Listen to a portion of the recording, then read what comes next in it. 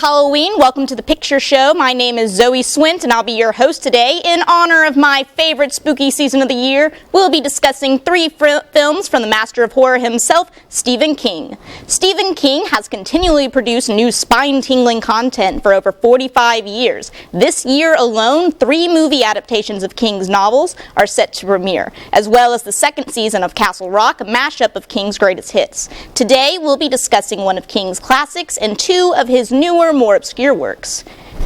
First, we'll be talking about In the Tall Grass. In the Tall Grass was released earlier this year, an adaptation of a 2012 novella by King and his son Joe Hill. Let's take a look at the trailer. Help! I'm lost in here! Did you hear that? Someone out there? Help me! Help me!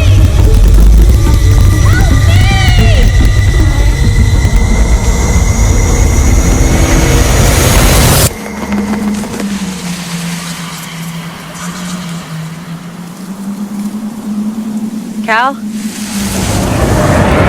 Becky! Something's not right about this. I think we should head back to the road. Becky? Travis? Who are you? What's going on? I came looking for you! What? How did you get here before us? I don't know. My boy, he's lost in here too. This is nuts! It's only a field. What's happening? He went the other way! No! I'm never gonna find her.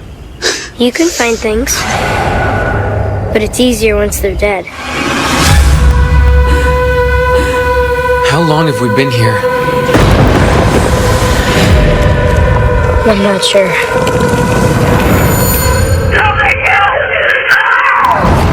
That sounded like me. This field doesn't make any sense. Name one thing in here that does.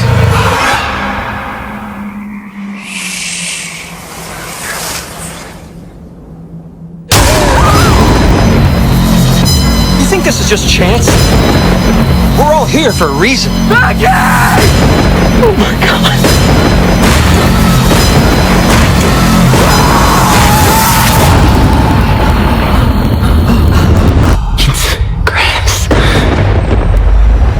It's just grass.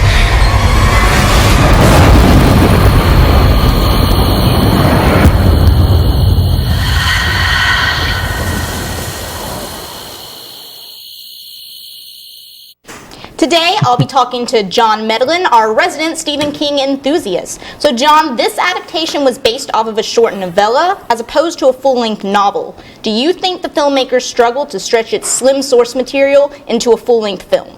I think there was a little bit of a problem with that, just because the film is like an hour and a half, 2 hours long, which is a normal sized film, but whenever you take something shorter and try to turn it into a full film, there's bound to be some areas where that like stretching really shows.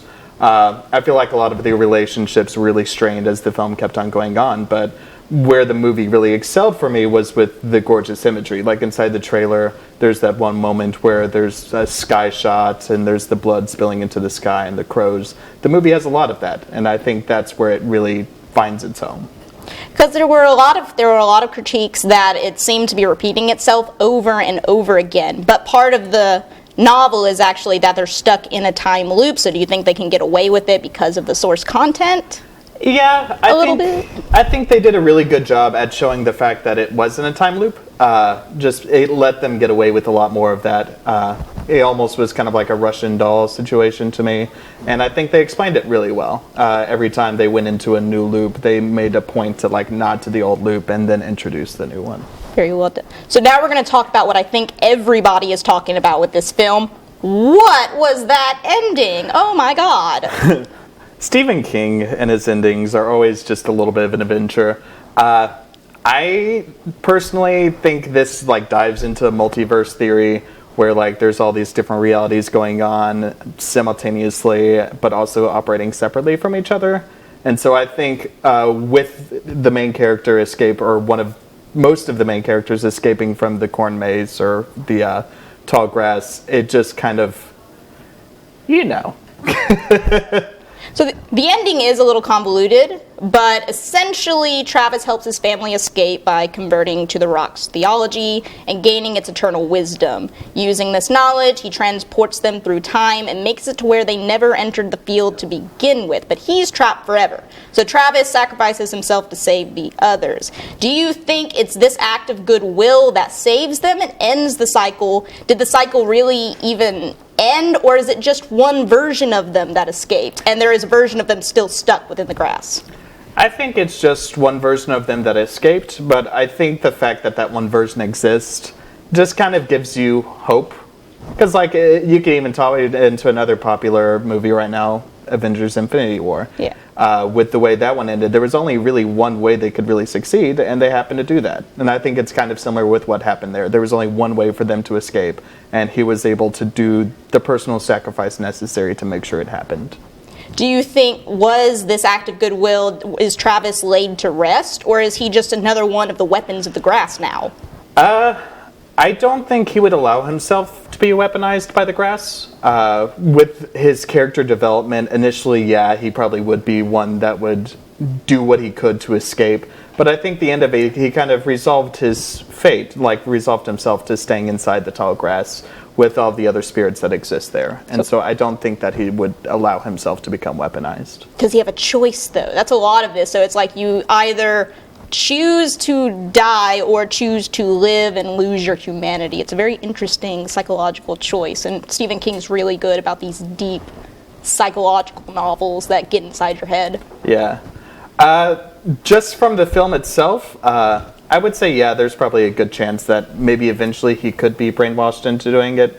But as long as he has conscious control of himself, I believe that he would not, just from a lot of the actions that he did throughout the film, a lot of the selfless acts and the amount of sacrifice he was willing to do to save the others. Yeah. And the movie digresses a little bit from Stephen King's actual ending. Do you think it was a good choice to give a little bit of hope left, or should they maybe have gone with the original ending where there's no hope and everyone dies? I think I like it whenever adaptations take the source material and change it just enough so it's a new experience. That way you can still enjoy each of them as separately.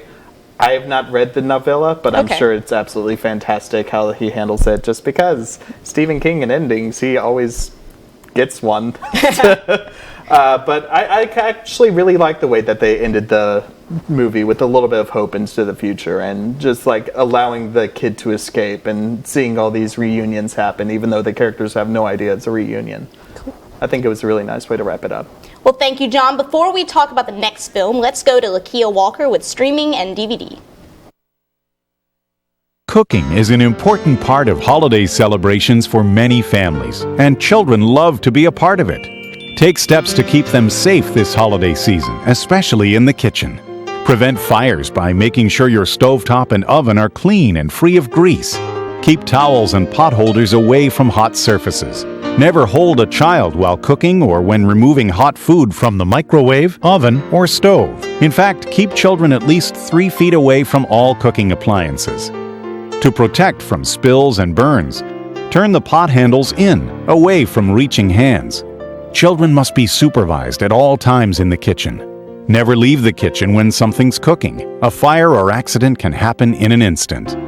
Once your holiday meal is ready, check that the stove and oven are turned off and that other kitchen appliances are unplugged and out of reach. Make safety a tradition. Best wishes for a happy and safe holiday season from ESFI. Hey movie lovers, this is Hunter Trombetta with this week's streaming and DVD. New to Netflix we have Raging Bull, starring Robert De Niro and Kathy Moriarty. The life of boxer Jake LaMotta, whose violence and temper leads him to the top in the ring, but ultimately destroys his life outside of it. New to Hulu we have Cloverfield, starring Lizzie Kaplan, Jessica Lucas, and T.J. Miller. Produced by J.J. Abrams, this found footage film features a group of friends venturing deep into the streets of New York on a rescue mission during a rampaging monster attack. New to DVD we have Them That Follow, starring Caitlin Dever and Walton Goggins. Set deep in the wilds of Appalachia, where believers handle death-dealing snakes to prove themselves before God, a pastor's daughter holds a secret that threatens to tear her community apart. Next we have 10 Minutes Gone, starring Bruce Willis and Michael Chiklis, a crime thriller that centers on a man whose memory has been lost due to a bank heist gone wrong. The character will need to piece together the missing 10 minutes from his memory in order to determine who sabotaged him. That's it for streaming and DVD. I'm Hunter Trombetta. Let's get you back to the picture show. Welcome back to Picture Show. I'm Zoe Swint, here with my guest John Meddling. The next film we'll be talking about premiered at 2018's Fantastic Fest and was easily the most gruesome film of the year. Gerald's Game had been director Mike Flanagan's passion project for years, but few production companies could see how anyone could turn the short, almost epistolary novel into a feature-length film. So let's take a look at the trailer.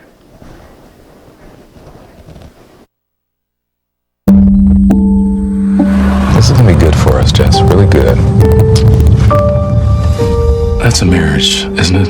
Working on the difficult things. For better or worse. Let's go in, get comfy.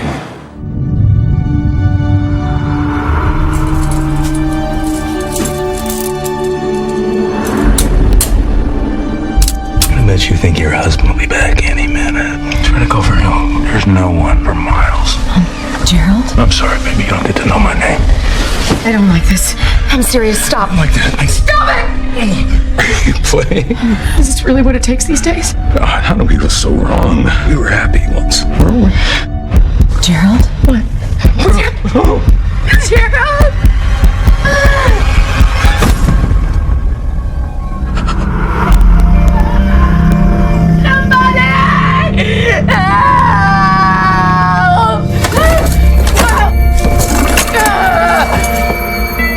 Wake up. Just wake up. It's time to wake up, honey. 5 hours you've wasted screaming for neighbors that are half a mile away, if they're even here yet. How long do you think someone lives without water?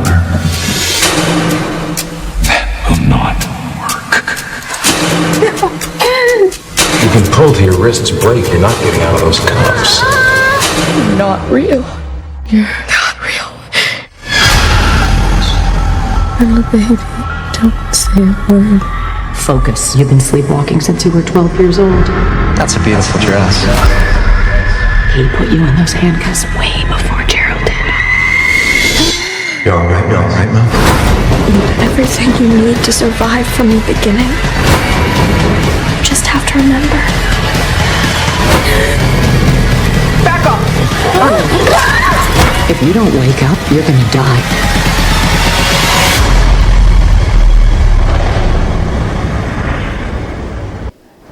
Wow. Well, John, one of the first things I noticed about this film was the soundtrack, or rather the lack of a soundtrack. What's your opinion on this unconventional choice? Do you think it takes away from the horror or adds to it? I think it really adds to it. I'm a big fan of Mike Flanagan and his works. He was the director of this one, and just between Hill House and Hush and Oculus especially, he tends to have a tendency to not put a lot of sound in there, and to me, that lets you focus on the characters a lot more. You don't have all this sound just overloading you. It's just you and the characters and the trauma they're going through. And I know that while you can successfully add a creepy, really creepy soundtrack, I mean, half of the suspense in Jaws is the music and films like that. But it was interesting to see something that it was like, wait, where's the where's the music? And I think that naturally, in and of itself, just adds a little bit of tension to it, because normally there would be music like building into it, and you're like, oh, there's going to be a jump scare here, or oh, this is a moment where this is supposed to be happening. But he really cleverly subverts that in a lot of his stuff, and I really noticed it a lot in Gerald's Game, where he set up expectations and then he just like cut them away, and just really left you surprised throughout the entire movie. Genius, I love it. So aside from the visceral horror of a survivor situation, this film deals with the very real horror of sexual abuse. The book develops Jessie's character through a series of internal monologues and phantom voices that she hears, while Mike Flanagan's adaptation projects her internal conflict into tangible arguments with her own hallucinations that represent the different parts of her psyche. So in order to survive, she has to escape literal and figurative handcuffs that chain her to her past trauma. So how do you think Flanagan's interpretation parallels the conflicting voices of Jesse's primal fear and trauma and Jesse's reason and self-actualization? How do you think this makes her distinct from other classic horror final girls? One of my favorite things about the movie is how they were able to take the psyche that was present inside the book and kind of project it into the physical, just because like people like to see stuff, they don't like to think a lot of the time, and I think with Mike Flanagan creating a character that she would be talking to, it really gave the audience something to connect to as well. And whenever there's conflict, it's more of a visual conflict. Yeah. And also there's the whole difference of medium. The original is inside a story, the new one is inside TV, so it's going to, or movie, and so it's going to be on the screen. And I think it was a really good idea to turn an internal conflict into something tangible so that you can just see it happen. It was personally really weird, at least. Weird is like the base word, to see a guy who had just died get back up and start talking to somebody who's freaking out and losing her mind. Yeah, it was kind of intense. Very off-putting initially, and it was something weird kind of to get used to eventually, like at the start of it, but as it kept on going on and you started noticing the differences, because the actors did a fantastic job at changing, because you can see the clear difference between the woman handcuffed to the bed and the woman that is her psyche, as well as her dead husband and her living, talking psyche husband. And I think that really helped show her perception of herself, her perception of her husband, juxtaposed to the real person. We don't get a lot of background on who Gerald actually is. Do you think that's what he was like? He was actually as abusive as he was, or as he was portrayed? Or do you think this was just her hallucinatory version, was just this culmination of all of her fears? Was it exaggerated any, or do you think he was actually that much of a jerk? Well, the thing I've noticed with a lot of Stephen King's works is everyone has the potential to be very evil. You'll see that inside the next segment. We'll be talking about one of his classics. But in this one, it's also very clear that Gerald might not have been that evil, but that doesn't mean he didn't have the potential to be that evil. I think it was existing inside of him, and you could really see that whenever they get to the cabin. Oh, so much to unfurl. I love it. Well, let's talk about the scene I think had everyone covering their eyes. The degloving scene. Talk to me about that gore prosthetic. The gore, I believed it wholeheartedly. Oh, yes. And, I love the movie so much because they take something so simple, because like other scary movies, you have people being skinned and cut to bits and stuff like that. And sometimes it has an effect, but sometimes it's just like Saw, you're like, oh, that's kind of gross, and then you keep on moving on. For me, the degloving scene in Gerald's Game was completely visceral. Like, it completely disturbed me as the scene was going on. I don't know how they managed to do that, but they did, and I think the fact that they used practical and not CGI just helped it be more believable. Like, I'm always a huge fan of practical effects, and I believe with them using a practical effect is definitely the right call, because it wasn't focused on, like, blood shooting out and stuff like that. It was just about the horror of what she was having to do to survive in that situation. Well, and I think with some CGI and some horror, they tend to don't go, while realism is great, they like to Hollywood it up a little bit. This one, I really felt like that's what would happen. And as I was watching it, I was putting it away, locking it away in my brain. Like, okay, handcuffs, do this. Yeah, I mean, the Don't image do is that, but still do it. stuck in my head. Like, every time I think of the movie, that scene comes to mind, and you'll have to watch it to really understand what we're talking about. Yeah. But it's absolutely fantastic filmmaking. It's great. I wouldn't even call this a horror film necessarily. To me, it's a psychological thriller, and it's handled absolutely perfectly. Well, so Stephen King has a notorious reputation for not so popular endings. I'm not going to say not good, but a lot of people are always conflicted about them. So Flanagan actually decides to be faithful to King's ending despite this. What are your opinions on the film's ending? Honestly, I didn't get it. I don't hate it. I'm sure it does have a really real explanation, but there's a character that's introduced at the end of the film, or towards the end of the film, called the Midnight Man, I believe. I think it's Moonlight Man. It's he's just this guy that watches her, and it's really unsettling, and it is creepy, but I think one of the things that King said once is the scariest thing that he can do is ask a question without an answer. And I think it almost would have been a better idea to just leave that as a question and not give a definite answer. Because the film goes on to a court trial and stuff like that. And while I think it was good to get a resolution on her trauma, I think it could have also been left unsaid. And just the fact of her escaping could have been a fantastic ending for the movie. While I thought the villain of the Moonlight Man was kind of strange, I loved that moment in the courtroom where she gets this cathartic, bold ending that totally raises the bar for women characters. Like, the Bechdel test is down here when it comes to a feminist film, and look, there goes the bar. It's up there now. Yeah, I think it does give a lot of really good resolution to it, and it does give it like a nice little package to finish her character arc. And I think it was just an important ending. Or at least I'm probably a little bit biased because, like, as a woman, I have dealt with men like this. You know, that kind of thing. So when she gets that ending, it's just, it satisfies the soul. It's amazing. It definitely is nice getting that nice cathartic. Well, thank you, John. Before we talk about the next film, let's go to Kayla Kennedy with this week's Friday Flick Pick.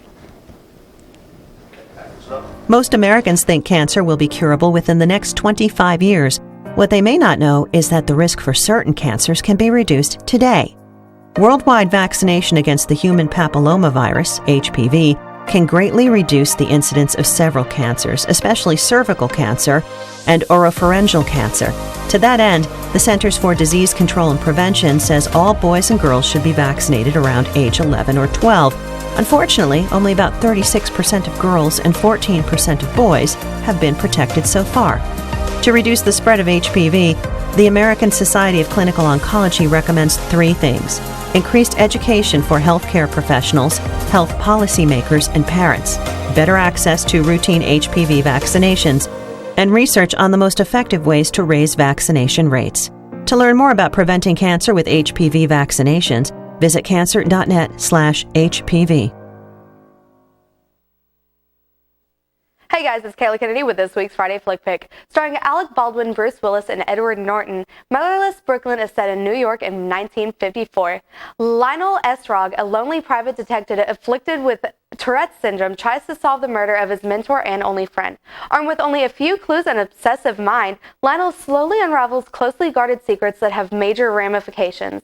It leads him through Harlem jazz clubs, Brooklyn slums, and sets him against thugs and Gotham power brokers to honor his friend and save a woman who might be his only salvation. Let's take a look at the trailer. Okay, listen. I got something wrong with me. That's the first thing to know. I got threads in my head.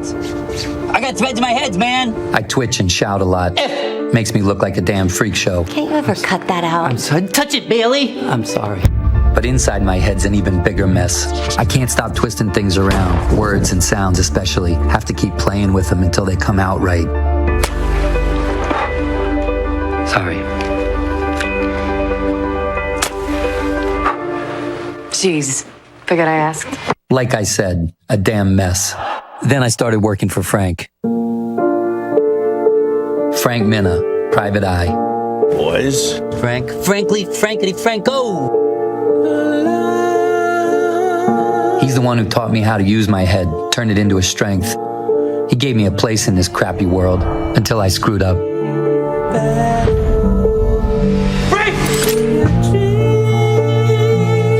She's in trouble now. Does anybody know what Frank was into on this? There's something going down, and it's big, and they were not happy about what he found. We find who did this, and we square accounts. If I figure it out, I'm gonna make him regret it. I promise you that. That's her. That's the girl that Frank was following. I think she found something. What happens to poor people in this city wasn't news yesterday, and it won't be tomorrow. Where's everybody go? Mostly just disappear. This town is run by Moses Randolph. When someone isn't seen for what they truly are, that's a very dangerous thing. Do you have the first inkling how power works? Power is knowing that you can do whatever you want and not one person can stop you. Those people are invisible. They don't exist. If you threaten his work, he will destroy you. You all alone? You got no idea. You're webbed up in this somehow, and these people aren't going to stop. You got a head just like mine, always turning things around. Some people call it a gift, but it's a brain affliction just the same. Do you remember what I said? She doesn't know. She doesn't know. What don't I know?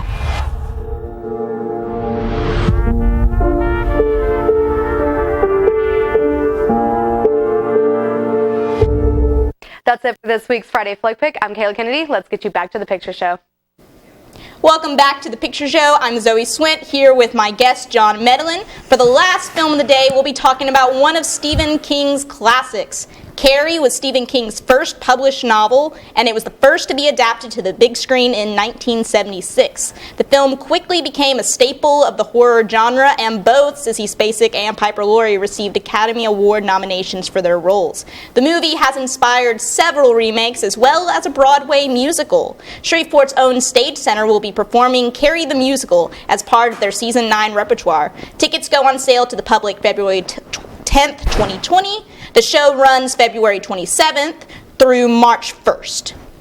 So director Brian De Palma seems to have this affinity for unusual camera angles, 360 revolving shots, split screen shots, and lots and lots and lots of slow-mo, all of which are on full display in Carrie, which I believe was one of his first major films. Yeah. The cinematography adds like this dreamlike quality, sort of like a Cinderella fantasy gone wrong. What are your opinions on the cinematography? Do you have any favorite moments? The prom scene's my favorite scene. Of course.